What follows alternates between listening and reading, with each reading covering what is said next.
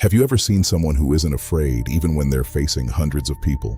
No fear of the police, no fear of death, no fear of weapons, not even ghosts. But the question is, do these people really feel no fear? Or does their brain process fear in a way that's different from ours? Today at Mindologyy, we'll dive into the psychology behind fearless people. Is it courage, madness, trauma, or is it just how their brain is wired? Let's find out. First, we need to understand that fear isn't a weakness. Fear is actually a survival mechanism. When danger arises, a part of the brain called the amygdala sends out an alarm. This alarm signals the body to either fight, flee, or freeze. For some, fear causes them to back away. For others, it makes them angry. Some freeze in fear, and some march right into danger. But the real question is, why is it that some people's brain doesn't react the same way to danger?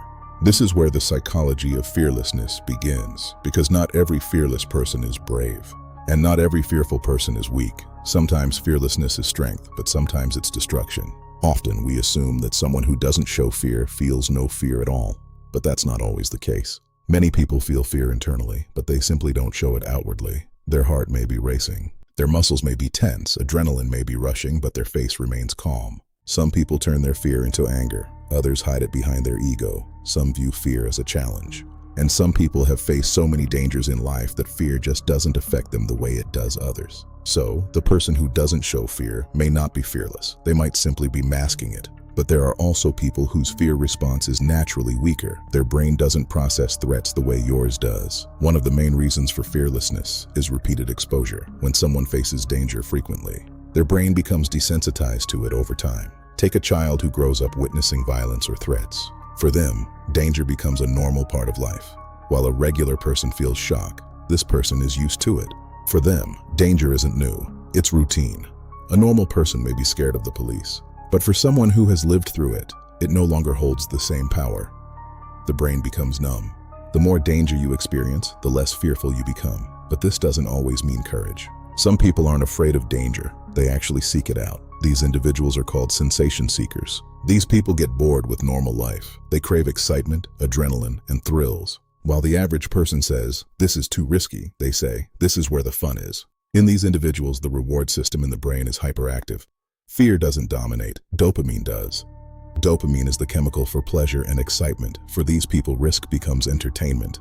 But this need for excitement often leads to danger. It can land them in prison, a hospital, or worse. Sometimes, the reason someone doesn't fight out of fear is that their fear of humiliation is stronger than the fear of death.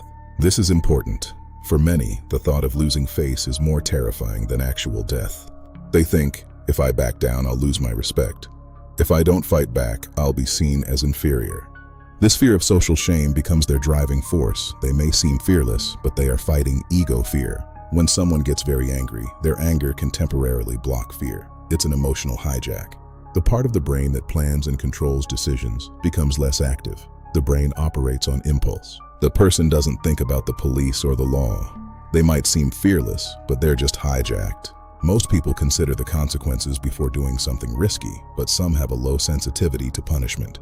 They don't care about jail, fines, or public disgrace. They are more focused on the present moment. It's important to note, though, that not every fearless person is a psychopath. It stems from many sources. Now, let's talk about fear of ghosts, darkness, and the unknown. Some people don't fear these things. On the other hand, those who've been raised on stories of ghosts and darkness often start perceiving them as threats. Fear of ghosts is often not about real danger. It's about what the mind imagines. It's about your belief. It's crucial to distinguish between trained courage and reckless fearlessness. A professional stays calm. This is true courage. But someone who impulsively throws themselves into danger is just reckless.